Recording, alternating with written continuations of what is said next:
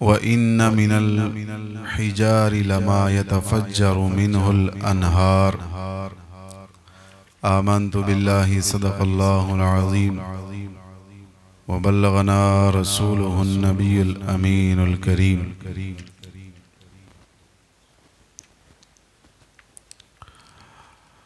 قلب عاشق ہے اب پارا پارا، الوداع الوداع ماہ رمضان، کلفت ہجر و فرقت نے مارا، الوداع الوداع ماہ رمضان، الوداع الوداع ماہ رمضان، الوداع الوداع ماہ رمضان.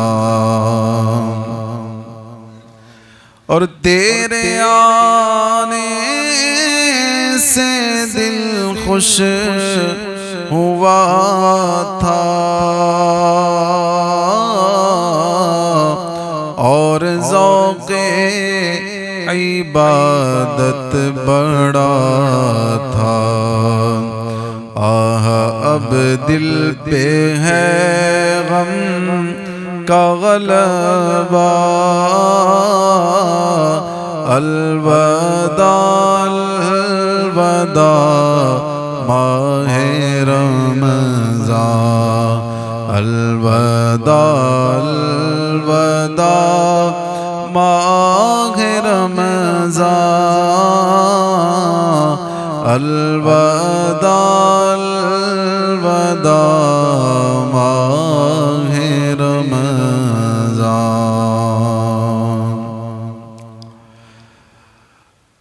میرے عزیز محترم دوستو، زندگی میں جن چیزوں کے آنے کی خوشی ہوتی ہے تو ان کے جانے کا غم بھی ہوتا ہے. جہاں ہم یہ خوشی مناتے ہیں کہ رمضان آ گیا اور ایک نیکی کا ثواب 70 گنا ہو گیا، اور نفل کا ثواب فرض کے برابر ہو گیا، اور جہاں اس بات کی خوشی ہوتی ہے کہ اللہ روزانہ افطار کے وقت ایسے 70 لاکھ لوگوں کو دوزخ سے آزاد فرما دیتا ہے جن پر جہنم واجب ہو چکا تھا، تو وہیں پر اس رحمتوں بھرے مہینے کے بچھڑ جانے کا غم کرنا بھی بالکل درست ہے. ایک بزرگ فرماتے ہیں کہ پہلے کے لوگ رمضان المبارک سے 6 مہینے پہلے رمضان کو پانے کی دعائیں کیا کرتے تھے، اور رمضان جانے کے بعد 6 مہینے تک جو عبادتیں کرتے تھے ان کی قبولیت کی دعا کیا کرتے تھے. تو یہ صدیوں سے مسلمانوں کا مزاج چلتا آ رہا ہے، اور اولیاء امت کا کہ وہ رمضان کے آنے کی ہمیشہ خوشی کرتے آئے ہیں اور جانے کا انہیں غم کھاتا رہا ہے. دنیا کے مت والوں کو تو آج عید کی خوشیاں ہیں، لیکن جو رحمان کے خالص بندے ہیں، مخلص بندے ہیں، انہیں صرف رمضان کے جانے کا غم ہے. وہ عید کے دن کچھ حضرات سیدنا فاروق اعظم کے گھر آئے نا، تو دیکھا کہ آپ رو رہے ہیں. تو لوگوں نے کہا حضرت آج تو عید ہے تو آپ رو رہے ہیں. فرمایا ھذا یوم العید وھذا یوم الوعید، فرمایا یہ عید کا دن بھی ہے اور وعید کا دن بھی ہے، کہ جن کی عبادتیں تو قبول ہوئیں تو ان کے لیے یہ عید کا دن ہے، اور جن کی عبادتیں روزے قبول نہ ہوئے تو فرمایا ان کے لیے یہ رونے کا ہی دن ہے. تو فرمایا مجھے نہیں پتا کہ میری عبادتیں قبول ہوئیں یا قبول نہ ہوئیں، یہ ان کا انداز ہے کہ جن کو دنیا میں ہی سرکار نے جنت کی خوشخبریاں دی ہوئی ہیں، اور ہم جیسے میرے جیسے گناہگار بندے کہ جنہیں اپنے اعمال کا اور اپنے انجام کا علم ہی نہیں ہے، جنہوں نے رمضان میں کوئی نیکی کی ہی نہیں ہے، اور وہ عید کی خوشیاں منائیں تو ان کی خوشی پہ بھی میرا خیال ہے کہ رونا ہی بنتا ہے۔ اور مسلمانوں کی اکثریت وہ ہے کہ جنہوں نے رمضان کے روزے نہیں رکھے، جنہوں نے تراویحیں نہیں پڑھی، جنہوں نے عبادات نہیں کی، اس مہینے میں بھی انہوں نے قرآن کو ہاتھ نہیں لگایا، لیکن ان کی خوشیاں جو ہیں وہ ان کے جناب نئے نئے کپڑے اور برانڈڈ جوتے اور ساری جو تیاریاں ہیں وہ سمائی نہیں جاتی، وہ سنبھالی نہیں جاتی۔ اصل تو خوشیاں وہ منائے کہ جس کو اللہ تعالیٰ نے عبادات قبول فرما کے دوزخ سے رہائی عطا کر کے جنت کا بلا حساب داخلہ اس کا مقدر فرما دیا۔ اصل تو خوشیوں کا حقدار وہ ہے، لیکن جسے اس بات کا پتہ ہی نہیں ہے کہ میں نے جو عبادات کی ہیں ٹوٹی پھوٹی، پہلی تو کی نہیں ہے، اگر کی بھی ہیں تو وہ ناقص عبادات اور اخلاص سے خالی عبادات، پتہ نہیں وہ بارگاہ الہی میں قبول ہوں گی یا نہیں۔ تو میرا خیال ہے کہ اسے خوشیاں نہیں بلکہ اسے خوف الہی سے روتے رہنا چاہیے اور بارگاہ الہی میں اس بات کی فکر کرتے رہنا چاہیے کہ الہی جہاں تو اپنے مخلص بندوں کی سجدے قبول فرمائے گا، ان کی دعائیں، ان کے ذکر، ان کی تلاوتیں قبول فرمائے گا، کہیں ان کے صدقے اس گناہگار کی بھی لاج رکھ لینا۔ یا اللہ میری بھی سن لینا، میری بھی دعا قبول فرما لینا، میرے بھی سجدے قبول فرما لینا، میرے بھی ٹوٹے پھوٹے روزے جو ہیں وہ قبول فرما لینا۔ میں آپ کو ایک واقعہ سناتا ہوں۔ جمعۃ الوداع، آج جمعۃ الوداع ہے، اور یہ ایک حسین سا اتفاق ہے کہ اس مہینے کا اس بار رمضان کا آغاز بھی جمعرات سے ہی ہوا تھا، اور رمضان کا جو انتہا ہے وہ بھی جمعے کے دن ہی ہو رہی ہے، اور آخری رات جو میسر آئی تو یہ شب جمعہ بھی تھی اور آگے جمعہ کا مبارک دن بھی ہے۔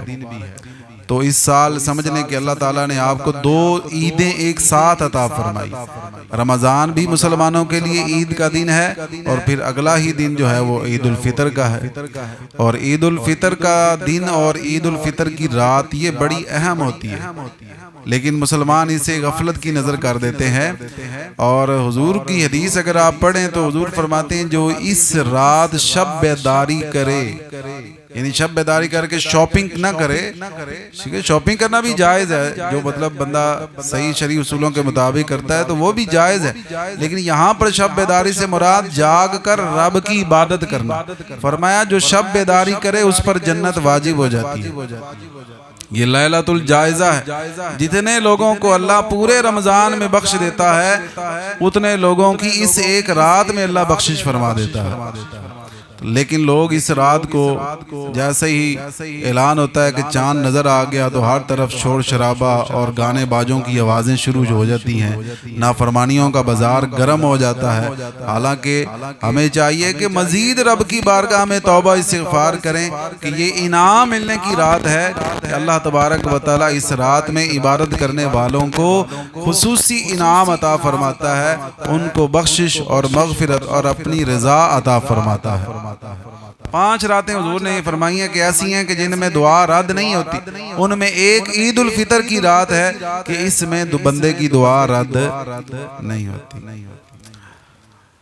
اللہ اکبر۔ حضرت منصور بن عمار، جمعۃ الوداع کا دن تھا، آج بھی جمعۃ الوداع ہے، اور ایک بزرگ کہتے ہیں کہ میں ان کی محفل میں حاضر ہوا، اور وہ رمضان شریف کے روزوں کی فضیلت، راتوں کی عبادت اور مخلصین یعنی خلوص کے ساتھ عبادت کرنے والوں کے لیے جو اللہ نے اجر تیار فرمایا ہے وہ اس کے متعلق لوگوں کو باتیں بتا رہے تھے اور روایات اور حکایات سنا رہے تھے، اور فرماتے ہیں کہ ایک منظر یہ ایسا بنا ہوا تھا کہ جیسے پتھروں سے آگ ظاہر ہو رہی ہے، ایسا ان کے بیان میں منظر بنا ہوا تھا۔ تو بلا شبہ اللہ کی قسم ایسا ہوتا ہے، کیونکہ اللہ کا قرآن کہتا ہے وَإِنَّ مِنَ الْحِجَارِ لَمَا يَتَفَجَّرُ مِنْهُ الْأَنْهَارِ، فرمایا پتھروں میں تو کچھ وہ ہیں جن سے ندیاں بہہ نکلتی ہیں۔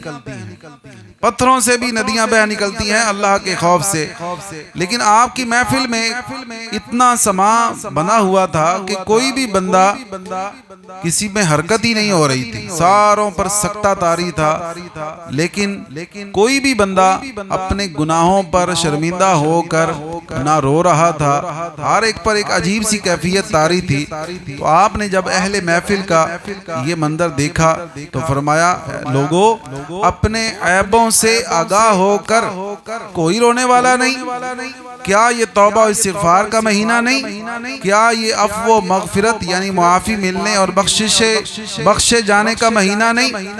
کیا اس ماہ مبارک میں جنت کے دروازے نہیں کھول دیے جاتے؟ کیا اس میں جہنم کے دروازے بند نہیں کر دیے جاتے؟ کیا اس میں شیطانوں کو قید نہیں کیا جاتا؟ کیا اس مہینے میں انعام و اکرام کی بارشیں نہیں ہوتی؟ کیا اس میں اللہ تبارک و تعالی تجلی نہیں فرماتا؟ کیا اس ماہ مقدس میں ہر رات بوقت افطار 10 لاکھ گناہگاروں کو جہنم سے آزاد نہیں کیا جاتا؟ تمہیں کیا ہو گیا کہ اس عظیم ثواب سے خود کو محروم رکھتے اور لباس مخالفت میں اتراتے ہوئے ہو؟ مطلب یہ ہے کہ نیک اعمال سے بھی دور ہو, اور پھر یہ ہے کہ تمہیں اپنی اس محرومی پر رونا بھی نہیں آ رہا. فرمایا, اللہ فرماتا ہے, افسحر ھذا ام انتم لا تبصرون, تو کیا یہ جادو ہے یا تمہیں کچھ سوچتا نہیں ہے؟ اس کے بعد آپ نے لوگوں سے فرمایا کہ سب بارگاہ الہی میں متوجہ ہو کر توبہ و استغفار کرو. تو پھر جتنے حاضرین تھے سب نے اللہ کی بارگاہ میں استغفار کرنا شروع کیا, بلند آواز سے اللہ سے معافی مانگنا شروع کی, اور ساروں نے رونا دھونا شروع کیا. اللہ کا خوف سب پر طاری ہو گیا. یہ ایک عجیب سا سما بن گیا کہ ہر کوئی سسکیاں لے کے اللہ کے خوف سے رو رہا ہے. اتنے میں ایک نوجوان کھڑا ہوا اور اس نے عرض کی, حضرت صاحب ارشاد فرمائیے, کیا میرے روزے مقبول ہیں؟ کیا اللہ نے میرے روزے قبول کیے ہیں؟ کیا میرا راتوں کو قیام کرنا, رمضان کی راتوں میں جاگنا, عبادت کرنا, یہ اللہ تعالیٰ کے مقبول بندوں کے ساتھ لکھا جائے گا؟ حالانکہ مجھ سے تو بڑے گناہ سرزد ہوئے ہیں, میں نے تو اپنی عمر نافرمانیوں میں برباد کی ہے. میں عذاب کے دن سے غافل رہا.